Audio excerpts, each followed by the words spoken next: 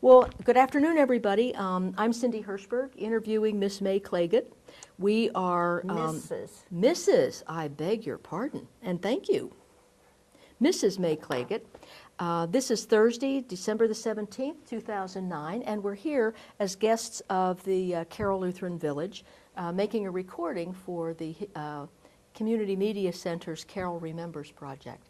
Hi, May. Hi, Cindy. Hi. I understand you were born here in Carroll County, is that correct? Old Dr. Sherman from Manchester brought me in a black bag. That's the way they said babies came. And I was born on Main Street, the north end of town, Hampstead, on May the 2nd, 1919. My father was Henry M. Snyder, and he was a mail carrier. He started carrying the mail 1900. He just missed the rural carrier business started before 1900, and he started a couple weeks later in January and carried the mail for 28 years with a horse and buggy. He delivered the ladies' Easter hats, the baby chicks, anything that came in the mail. My mother was a school teacher. Her name was Grace Ruth Ann Elizabeth Baseman from Balmer County. And my husband's mother was also a school teacher. I was a school teacher, and one of my daughters is a retired school teacher. Nice. This isn't very well coordinated. I jumped around from one thing to the other. No, you're all talking about the ancestors. It works very nicely. My grandfather was Christian Snyder, and was he here in Carroll County also? Yes. Yes. Do you recall his occupation, May? I would say a farmer. Okay. And I never knew I didn't know any of my grandparents. Mm-hmm. Yeah. The Basemans were from Balmer County. Uh-huh. So how did you get your name? Were you named after somebody? Well, my husband, you mean May? Yeah. Everybody asks me. My mother died when I was 14, and at those times I wasn't interested in that type of thing. Mm-hmm. I'm assuming she was one of 10 children, and she had a sister, May Pauline, who died in infancy. And I have the feeling that that's the reason she chose my name. Mm-hmm. Do you have a middle name too? Catherine, Catherne, and my older daughter is Catherine. Oh, that's nice. Claggett. That's nice. So you were you born in town? Yes. On upper end of Main at Street? Home. At home. Yeah, and I say he brought me in that black suitcase. That's where I told me that the babies came from. So you grew up on Main Street and went to school that there? Wonderful Hampstead High School, which is now part of it's a retirement home. Mm-hmm. Picture of it's on the wall over toward the health care center. Mm-hmm. I went there for 11 years. Both of my daughters went there until they opened the middle school in Greenmount. Yeah. What were your favorite subjects? Were there something you were very good at? I shouldn't brag. I was the valedictorian of my class. Well, you can brag. I like math Mm-hmm. and science, but you want to hear stories. I have to go back to elementary school. We talk about teachers. Harvey Rill. The boys were bad, so we all suffered. We were punished. No recess. Either a long division problem or a long multiplication problem. We never got any recess. He was something else. Was he always acting out, huh? Well, what would he do? What was the typical thing he would do to make the teachers mad? the kids. Yeah. Well, if they talked anything that disobeyed him or that didn't suit him, he, like I said, the boys were the ones who acted up, and we all suffered. Oh well, we lived through that. Yeah, yeah. So And, your favorite subject was mathematics? Yes, I would say. Yeah. I liked English too. Mhm. So then I went to Western Maryland College, and I graduated in '39. So I've been out 70 years. Was that your teaching degree? Yes, I had a BS. Yeah. At that time, you had to take a whole lot of science with home ec. I was a home ec major Yeah. in science. Mhm. Yeah. What the curriculum required. Yeah. Were you living at home at that time? Yes, I was a day student. Mhm. See, it was right after, well, during the Depression, you might as well say 33, 35. Well, we'll keep up the education. So I did a lot of things in my life to get a paycheck, and I went back to teaching when my older daughter was 15. I taught special education for 18 years, and I retired from that. And what? So much for the education. So, of course, you have to get your master's in the meantime, Mhm. which I got from Western Maryland. Yeah. How did you get back and forth from your home to classes? We took turns driving. I can't think of the right word. Pooled cars. Mhm. Each one of us drove a week, Mhm. and that's how we got there. Do you remember what your car looked like? Yes, it was the '37 Chevy. Mhm. What One color? of the best cars I ever had. Came from W.I. Wheeler, Mhm. and I gave Warren, no, I think I still have the bill of sale. Mhm. Guess how much it costs? I can't imagine. Guess. $1,500. You lose. $738, I think. For a car. Wow. What color was it? Black. Black. Did you get to buy it new? Did you buy it new? Yes. Yeah. Mm-hmm. That's wonderful. How long did you keep the car? Well, we went on our honeymoon in '48, so we kept it a long time. Mhm. But in those days, you had no heater, no air conditioning, so you used blankets and snuggled up to keep warm. You mentioned where was your first teaching assignment after you graduated from the college? Well, I didn't teach then. I worked in Catonsville. I managed the cafeteria at the school. Ah. And then I went into war work when the war came along. And I received a citation from the federal government for my work on the atomic bomb. I was a metallurgist during the war. And I've been hunting that citation. My daughter says, "Mother, where is it?" And I've been turning my place upside down, but I did. I was shocked when I got it. See, I worked at the Balmar Corporation down in Woodbury, and they made parts for engines, journal boxes and brakes and that sort of thing. And my job was to analyze the metal. It had to meet specification before they would purchase the metal. So when the war was over, I was out of a job.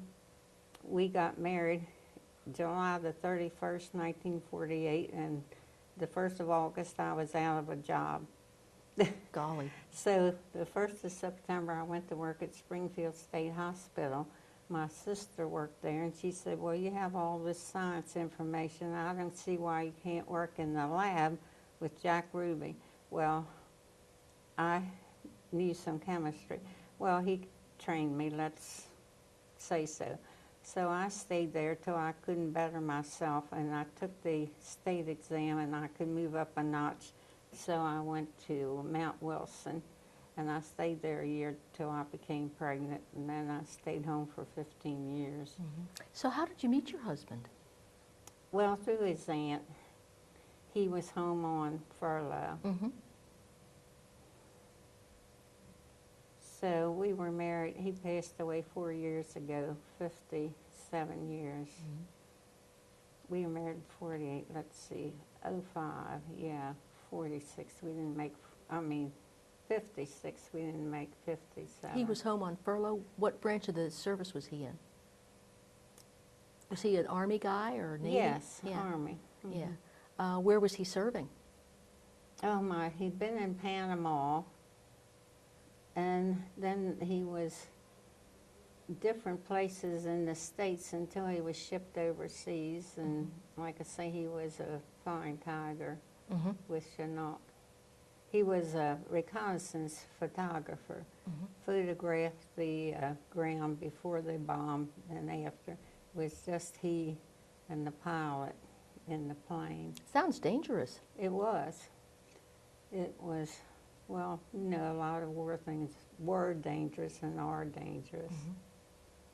So what did he do when the war was over? Well, he decided to go to school. So under the GI Bill, he went to Western Maryland and did his 4 years in 3 and got his BS in physics. And he applied for Black & Decker Research and Development, and he worked there, I guess, 15 years, and he developed the cordless drill and was on the morning show. I have it written down. Of course, you know, it's highly competitive and highly secretive. He said, I have to go to New York. And I had 2 little girls, and they said, I want my daddy. And he said, well, I can't tell you. And he came out with the cordless drill. I have it written down. It's not Good Morning America. See, it's been almost 50 years now. So that was interesting. So after that, they got rid of him. They, Black & Decker, all the men in their early 50s, they laid off. That's terrible. Well, it is. And of course, Black & Decker has the all the rights and the patents and that sort of thing. We didn't gain anything by it, you know. So then he went job hunting, and he went to work for Charlie Waterman.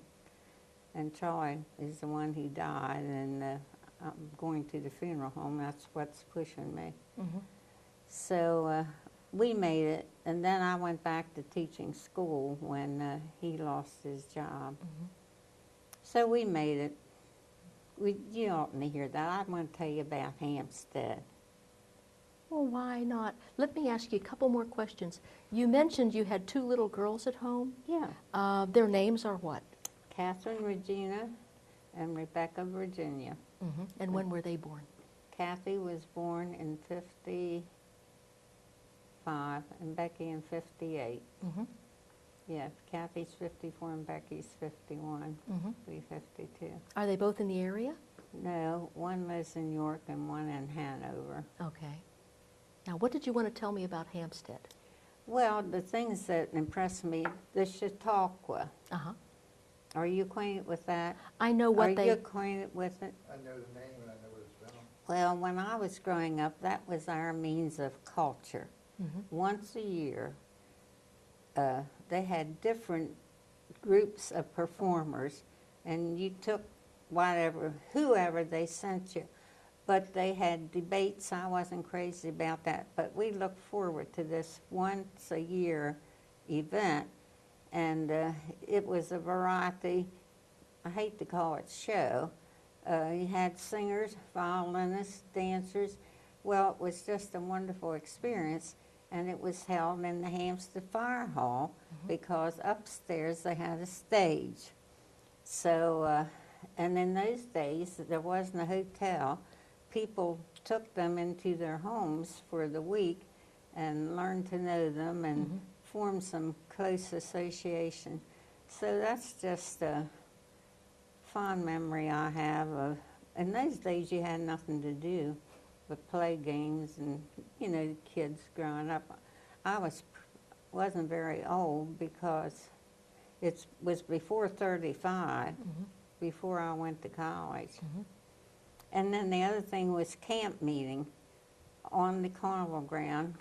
An evangelist by the name of Cook erected a tent, and we had services once for a week, once a night, with the bugs and everything. But we learned a lot of gospel songs, and of course it was always a message. And it was something to look forward to. In going to the Chautauquas, was there a circle of friends that you would go with? Well, in Hampstead, you knew everybody. So you'd meet special friends and sit with them or sing Well, I don't really remember that. with them? Okay. I mean, we just went. Yeah. Whoever was there. I'm like that now. I don't have to have my name on the seat anywhere I go. I've saved this seat for you, or I like people and I mix. Yeah. I shouldn't be saying I. Yes, you should. You can take that out. Okay, well, we will. Do you remember any particular students or any particular experiences? Well, let me tell you the other event, that these 3 events were so wonderful. The Hampstead Carnival, once a year, and they still have it, but not at the same ground because it became larger. But that was the most wonderful event with the parade, and they always had a big dinner at the fire hall, and of course the Ferris wheel and all kinds of goodies. So to me, those were the 3 outstanding events in my life, because there wasn't anything else. Well, the Chautauqua would be a summertime activity, right? These were all summertime activities, do you think? I think maybe it was fall or spring, the Chautauqua. Well, you mentioned the camp tents with the bugs and stuff. Well, that was hot summertime on the Yeah. carnival, yeah. And the carnival was summer too. So what did you do in the winter? Did you ice skate or go Oh, skating? we went sled riding as much as we could.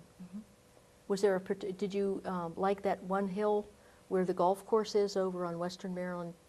Oh, we never attempted it. We just in our neighborhood. Okay. And after I was married, we lived on Coon Club Road, and that's a tremendous hill.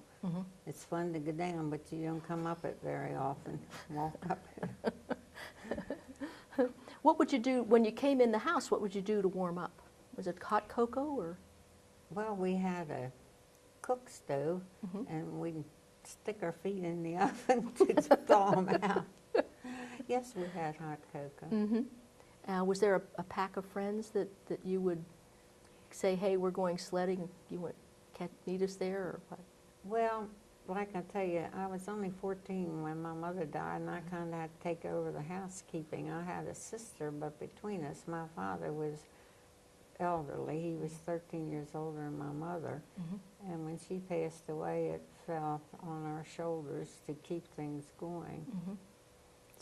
So you were the oldest girl at 14? Younger. The younger? What was the age of the older girl?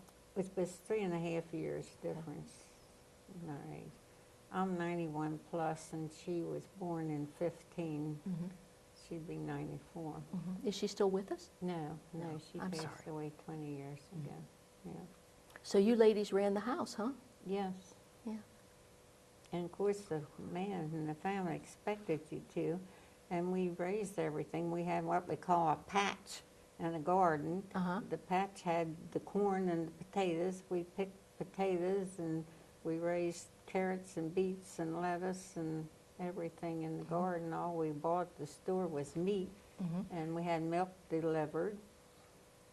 Did you do much canning? Did you put up Oh, food? yes. Oh, that's what I did. That was summertime activity. Vegetables and fruit. Yep. Yeah, did you have orchards, or you could? No, we bought the peaches. Yeah, you could. This would be a good community to be able to buy fruit Right. and vegetables. Yeah, yeah. What did your dad do again, please? He was a rural letter carrier, and he retired in 1928. So he did gardening, and he had a misfortune as a young man. He lost part of his arm in a fodder shredder, but he was able to carry the mail all those years. Hook up the horses. We had 2 horses and alternate horses. I think about that. And my sister and I, we both had to hook up those horses. I don't know if I could still do it. Do you remember the horses' names? Yeah, Bird and Old Bill. Old Bill was a rascal. He would get loose at the post office downtown Hampstead, come home to the barn, come up the alley and come to the barn. I don't know what getting into. I was afraid of him. Bird was very gentle, but he was a rascal. But both of them could pull that mail wagon through the snow. His route that went down through Snydersburg and Manchester, well, he ate lunch at Benny Gummel's. Old Fort Schoolhouse Road is where he'd have lunch. And if you can imagine how many miles that was, 6 days a week. I think about that. I don't know how he survived. Yes, in any kind of weather. Oh, yeah, well, we had a block, we heated in the oven. I don't know what it was. It had carpet around it, and I mean, it wouldn't burn the carpet, but it was a means of heating the mail wagon, keep his feet warm. Golly, that's tough. Yeah, well, that's about it. Did your sister also go on to get an education? Yes, she got her degree. We were both in school at the same time, and my daughters were too. One a senior and one a freshman. And she was a music teacher. When you think back about working with some of the special needs children, the handicapped children, you probably saw a lot of changing techniques or understanding of the situation. Now, I've been retired 24, it's more than 25 years. What is it? I retired when I was 65. This is 09. Do your arithmetic. I'm too tough to do my...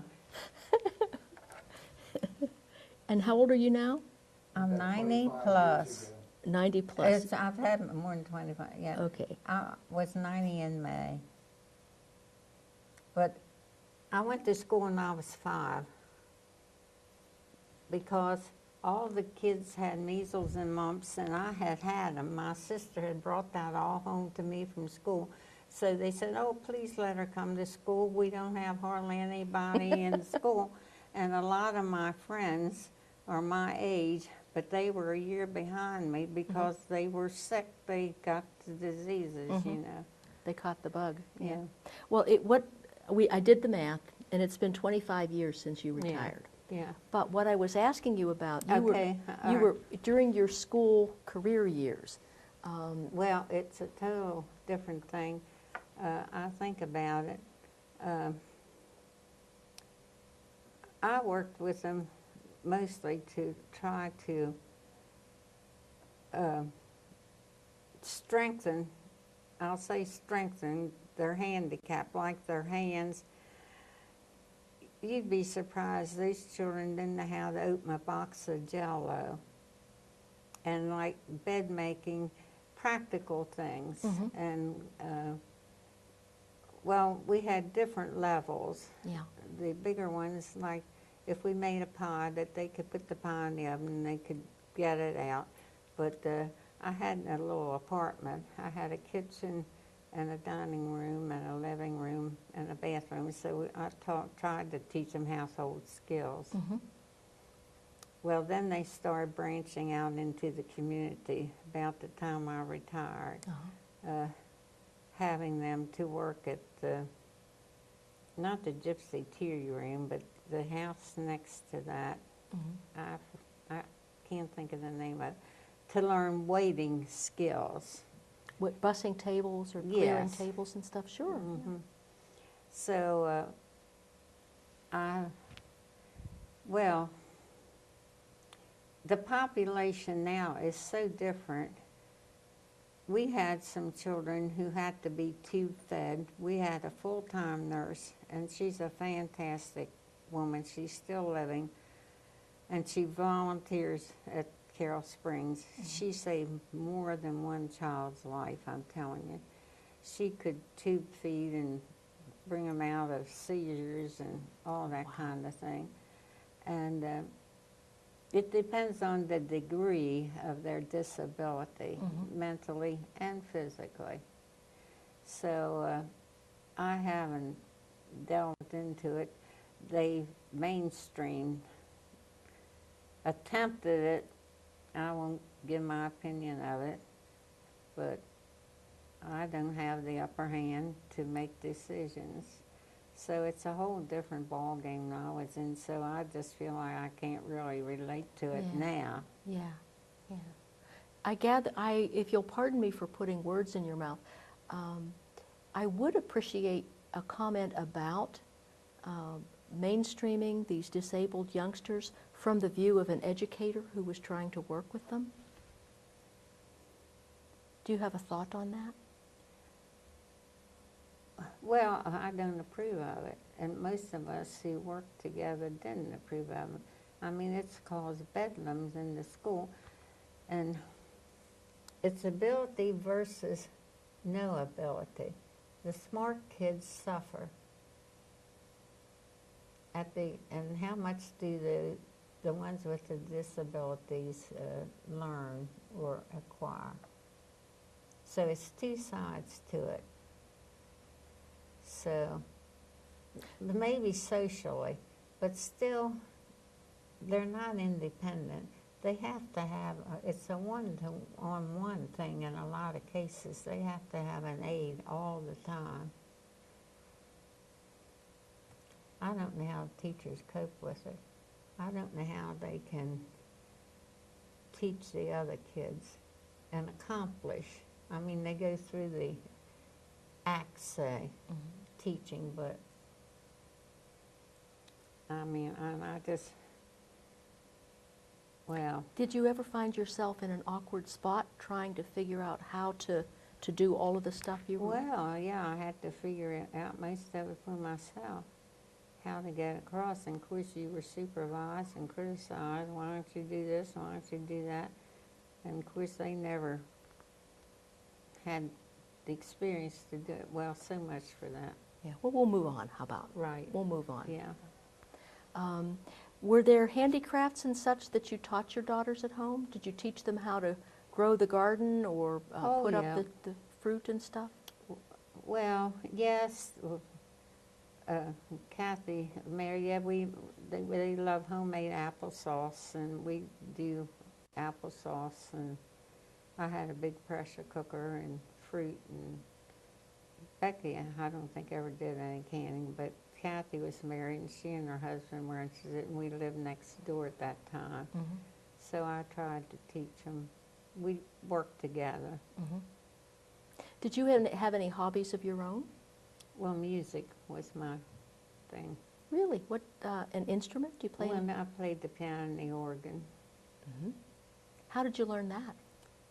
Private lessons and practice hours and hours and hours. How old were you when you started? Well, I thought about that. When you can't sleep, you think about a lot of things you haven't thought about for years. I think I paid $25 for my music lesson, and my teacher's name was Mildred Hughes, and she lived I lived at the north end of Main Street, and she lived at the south end of Main Street up over the First National Bank. And her husband worked at Gill's Garage. And see, we didn't have a telephone, they didn't either. When there was any problem, she'd write a note and send it with her husband, and he would bring it to me, and that's how we communicated. Well, after so many years, Margaret Watts was a graduate of Peabody, and I wanted to elevate myself, so I started taking from her, and I stayed with her. Well, then when I went to Western Maryland, St. Mark's Church got a pipe organ, so I wanted to learn organ, and I also took theory and harmony at Western Maryland with my home ec, and I started music lessons with Bessie Hand Lippy. She was a Hampstead woman who lived in Baltimore and taught at the Peabody, the first level, Mm-hmm. what they called it. And she came out every Saturday and gave piano and organ lessons. Mm-hmm. So I stayed with her. Well, then that faded out, and the Hiltons came to town. He was an organist, and she was an organist, and she was the organist at our church. And I stayed with her until I came here. Well, then she left to St. Mark's. Mm-hmm. So right now I have macular degeneration, and that's the worst thing that's hit me. The notes all go like this. I cannot distinguish the notes. Can you do anything by ear, though? A favorite melody that you can play by ear? Well, some, but I didn't concentrate. I did until now. I can play Home on the Range. Isn't that wonderful? I think that's disgusting. But I mean, I can sit down and play any hymn Mm-hmm. if I can see the notes. Mm-hmm. I mean, well, you have to experience it to know what a handicap it is. Yes. I have to use the magnifying glass. Now, this is a little bigger to read the newspaper Mm-hmm. every day. That's the only way I can read the newspaper. So do you sit down, do you have a piano in your home? No, well, I didn't bring it. My daughter said she wanted it. She didn't, because I was getting an apartment. I didn't want to be bothered with Yeah. that. We have a music room over in 205, Mm-hmm. and I participated with the group, but I don't now because I can't sing. Mm-hmm. Mm-hmm. What's the doctor saying about your vision? Well, I go to the retina specialist, and he says it could be worse. Well, I know that. Because I'm still driving.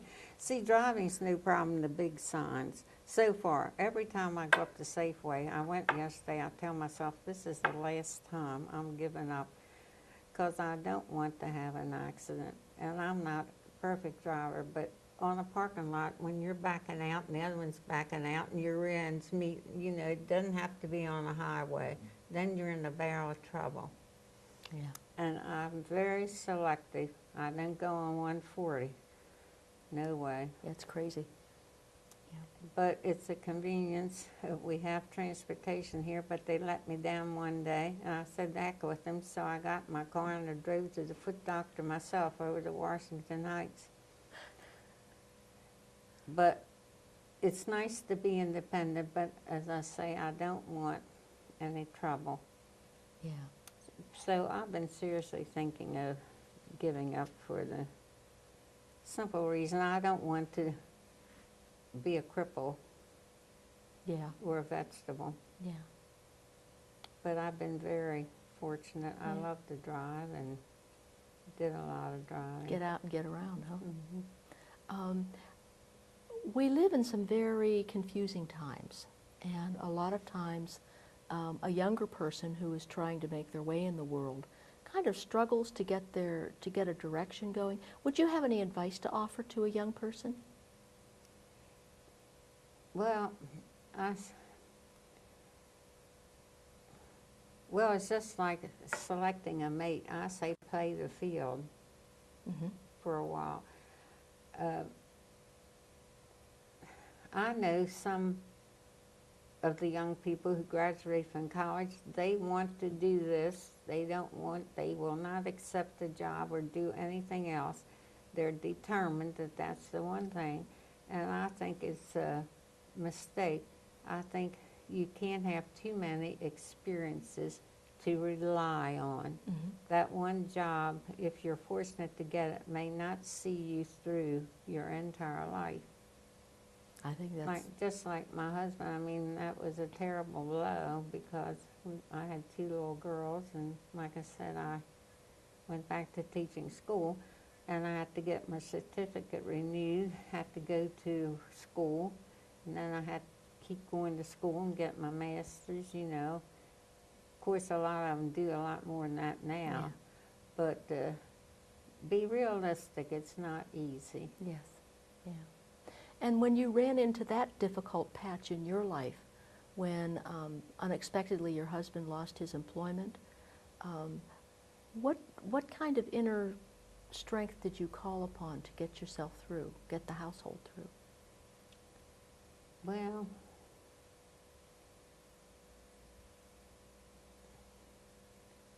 I was hoping he did several things before he landed the job with Troy, Mm-hmm. and at that time I didn't. Well, we only had one car, in those days. I didn't think about employment outside the home. We just had to work it out. Did you Stick go- together. Stick together? Yeah. Did you ever have a moment when you weren't sure it was going to work out? Oh, plenty of times. You can't help but feel very insecure.